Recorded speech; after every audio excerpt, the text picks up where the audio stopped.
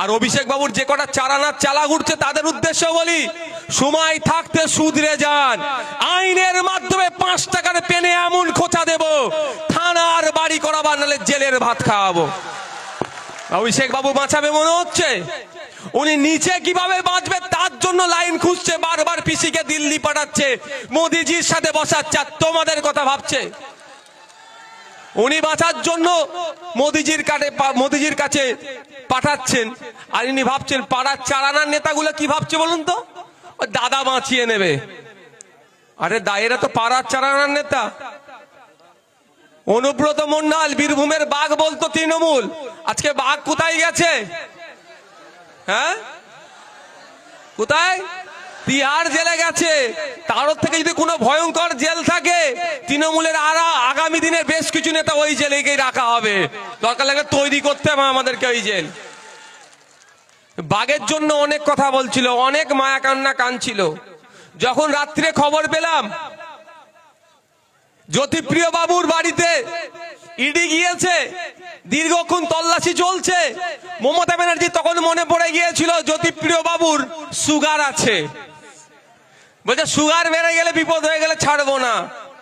এখন তো জেলের মধ্যে আছে, কই জ্যোতিপ্রিয় বাবুর একবারও নাম তো মমতা ব্যানার্জি মুখে নিচ্ছেন কি? উল্টে আমার কাছে প্রুফ আছে, আমাদের শ্রীরামপুরের এমপি উনি বলছেন জ্যোতিপ্রিয়র বিষয় জ্যোতিপ্রিয় বুঝে নেবে। অনুব্রত মন্ডল বাবু যখন অ্যারেস্ট হয়েছিলেন, যখন 1 মাস পর্যন্ত তার পরিবারের সাথে এই কলকাতার কোনো বাবু অর্থাৎ বড় নেতারা তার পরিবারের সাথে যোগাযোগ করেনি। আজকে পার্থ চ্যাটার্জি মহাশয় দলের মহাসচিব ছিলেন, একাধিক পদ ছিল, বড় বড় পদে হোল্ড করতেন তৃণমূলের, তিনি 1 বছরের অধিক জেলে আছে, তার পাশে আর দল দাঁড়াচ্ছে না। যখনই জড়িয়ে যাচ্ছে তখনই দল হাত তুলে নিচ্ছে। আমরা হয়তো অনেকে একটু ভেবেছিলাম হয়তো শাহজাহান শেখের জন্য একটু মায়া কান্না কাঁদতে পারে, দেখলাম বেশি দিন কাঁদলো না। গতকালই ফিরহাদ হাকিম মহাশয়, তৃণমূলের একজন হেভিওয়েট লিডার ফিরহাদ হাকিম মহাশয় বলে দিলেন শাহজাহান যেটা করেছেন ভুল করেছেন, মানে ওই শাহজাহানেরকেও পাতা কাটতে দল থেকে শুরু হয়ে গেল। শাহজাহানেরটা বুঝে নেবে। শাহজাহান যদি শাহজাহানেরটা বুঝতে হয়, তাহলে আপনার পাড়ার চারানার নেতা এখন আমাদের গাড়ি আটকাচ্ছে, হ্যান করছে, ত্যান করছে, যারা যা অন্যায় করছে, তারা যখন ফেসে যাবে তাদের পাশে দল থাকবে তো? শাহজাহানের পাশে দল থাকছে না, আপনার পার্থ বাবুর পাশে দল থাকছে না, অনুব্রত বাবুর পাশে দল থাকছে না, এদের পাশে দল থাকবে তো? একটু গিয়ে শুনিয়ে দেবেন, আপনাদের একটু জানিয়েও দিই। অনেক ক্ষেত্রে দেখছি আমাদের ছেলেদের নামে অনেক মিথ্যা কেস দিয়ে অনেককে পুলিশকে দিয়ে অ্যারেস্ট করাচ্ছে। পুলিশের প্রতি আমার ব্যক্তিগত কোনো রাগ নেই ভাই, আমার কোনো পুলিশের প্রতি রাগ নেই, আগে জানিয়ে দিই আপনাদের। যেটা বলছি, পুলিশকে দিয়ে অ্যারেস্ট করাচ্ছে, আমি আপনাদের বলে রাখি, ওই আজকের পরে দেখবেন একটু তো ডিস্টার্ব বাড়তে পারে। আচ্ছা, জেল খাটতে প্রস্তুত কারা? একটু হাত তুলে দেখান তো। মায়েরা কি জেল খাটবেন না? মায়েরা সবাই প্রস্তুত তো? আপনাদের ভয়টা একটু কাটিয়ে দিই। আজকের পর থেকে হয়তো দেখবেন মিথ্যা কেস দিয়ে পুলিশকে দিয়ে একটু ডিস্টার্ব করাবে শীতকালের সময়। আপনারা দেখেছিলেন কদিন আগে আমাকে কলকাতায় একটা থানায় ডেকেছিল, আমি গিয়েছিলাম, ব্ল্যাঙ্কেট নিয়ে গিয়েছিলাম, দেখেছিলেন তো? আমাকে ভাই শীতটাকে একটু মানে শীত আমাকে একটু বেশি লাগে। বিশ্বাস নেই এদেরকে, মমতা ব্যানার্জি বা উপর থেকে কোনো নির্দেশ দেবে আপনাকে থাকতে হবে, আমি কেমন কম্বল নিয়ে চলে গেছিলাম, থাকতে বললে আমি থেকে যাব, কি আছে? তো আপনাদের বলি, আজকের পর থেকে যদি পুলিশকে ডিস্টার্ব করে, যদি বাড়িতে আসে, বলবেন সাহেব একটু দাঁড়ান, 1 মিনিট টাইম দেন, কম্বলটা নিয়ে নি, হবে তো নাকি? না পুলিশ আসলে ছুটে পেছন দিক দিয়ে পালাবেন। কা পুরুষেরা ছুটে পালায়, বীর পুরুষেরা পালায় না, মাথায় রাখবেন। আর আইএসএফ করতে এসেছি কা পুরুষই নয়, বীর পুরুষের মতো মাথা তুলে থাকবো। ওরা চোরে জেলে গেলে চোর চোর বলে ডাকে। আমি তো প্রেসিডেন্সি জেলে ছিলাম, মালিক ভাই তো ছিল প্রেসিডেন্সি জেলে, শাহাবুদ্দিনও তো ছিল। খোঁজ নিয়ে দেখুন, পার্থ বাবুকে বাইরে বার করতো না, এত চোর বলে ডাকতো। আর আমাদের নেতারা বাইরে ঘুরলে সবাই হাত মিলিয়ে যেত। জেলে গেলেও আমরা সম্মান পাবো, জেলে গেলেও আমরা সম্মান পাবো। তো একটা কম্বল নিয়ে বলবেন চলুন, আর ঘরের লোককে বলে দেবেন আমাদের যারা দায়িত্বশীল আছে আধার কার্ডের বা ভোটার কার্ডের জেরক্সটা পৌঁছে দিতে। আমি দায়িত্ব নিয়ে বলছি, আপনাদেরকে ডায়মন্ড হারবার কোর্টে তোলার আগে আমাদের লয়ার ডায়মন্ড হারবার কোর্টে হাজির থাকবে আপনাদের জন্য। মাথায় রাখবেন, মাথায় থাকবে যেন। ধরলাম ডায়মন্ড হারবার কোর্টে জামিন হলো না, আলিপুর কোর্ট তো নাকি, আলিপুর ডিস্ট্রিক্ট কোর্টে যাব, ধরে নিলাম ওখানেও জামিন হলো না, হাইকোর্টে গিয়ে জামিন করাবো, তাও ধরে নিচ্ছে হাইকোর্ট, হ্যালো, ধরে নিচ্ছে হাইকোর্টেও হলো না, সুপ্রিম কোর্টে গিয়ে জামিন করিয়ে আমার ভাইকে মালা পরিয়ে বাড়িতে নিয়ে আসবো আমরা। আমাদের কর্মীদের আবেগই আমাদের কাছে বড়।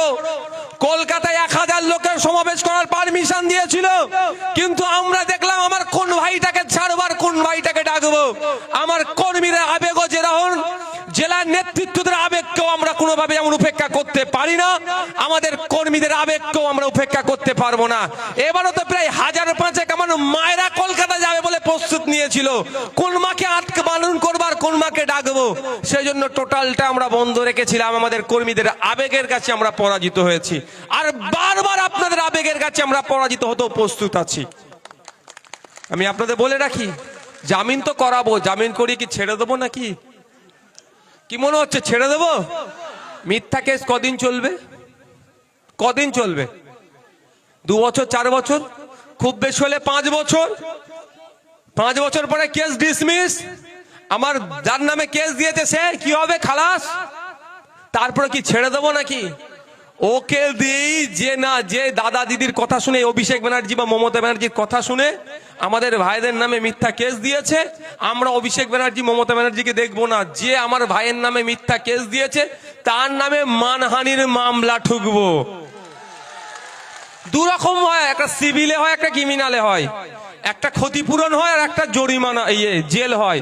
দেখবো বেটাটা যদি অর্থশালী হয়, বিত্তশালী হয়, ওকে দেবো জেলের মামলা, আর যদি গরিব মানুষ হয়, চর্বি বেশি, ওর দেবো ক্ষতিপূরণ, অর্থের মামলা দেব। বুঝতে পারছেন তো? ও বড় লোক হলে ওকে জেল খাটাবো, আর ও গরিব হলে ওর উপর আমি কষান মানে টাকার ফাইন মারবো। এই মামলা করব, ছাড়বো না। আমরা আইন হাতে তুলে নেব না। যদি কেউ আইন হাতে তুলে নেয় তার পাশে আইএসএফ যেমন থাকবে না, আর যে আইনকে মান্যতা দিয়ে চলবে তার জন্য সর্বোচ্চ আইনের লড়াই লড়তে আইএসএফ প্রস্তুত আছে। সুতরাং ভয় পাওয়ার কোনো জায়গা নাই, ভয় আপনারা পাবেন না। ধমকে চমকে বেশি দিন আটকে রাখা যায় না। আমি আপনাদের দায়িত্ব নিয়ে বলতে পারি, তৃণমূল দলটা আজকে নেতা কি বলবো, তো কি বলে গো, লোকাল ভাষায় কি বলে, হ্যাঁ, একদম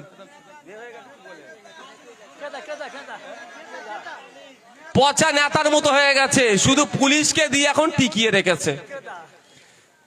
পচা নেতার মতো হয়ে গেছে, এবার একে একে ফোন চেঞ্জ করছে। আমি নাম ধরে ধরে বলতে পারি, তৃণমূলের বড় বড় নেতাদের এরা এরা এই নেতাগুলো ফোন চেঞ্জ করে নিয়েছে। মানে দুর্নীতি করেছিল, ফোনে আছে সব, বলছে ওপর থেকে নির্দেশ আছে তুই ফোন চেঞ্জ করে দে, ফোন চেঞ্জ করে দিয়েছে। বুঝতে পারছেন না? শুধু পুলিশকে দিয়ে দলটা টিকিয়ে আছে। আমার আগের মাস্টার সাহেব বললেন, আমি পুলিশ বন্ধুদের বলবো, আপনারা শিরদাঁড়া সোজা রেখে কাজ করুন, আপনারা ন্যায়কে প্রতিষ্ঠা করুন, অন্যায়কে অন্যায় হিসাবে ট্রিট করুন। কোন দলের করেছে না দেখে অন্যায় যারা ক্রাইম করেছে তাদের বিরুদ্ধে ব্যবস্থা গ্রহণ করুন। যদি আপনাদেরকে শাসক ডিস্টার্ব করে, আমরা আপনাদের জন্য রাজপথে নেবে আপনাদের হয়ে গলা ফাটাবো আমরা।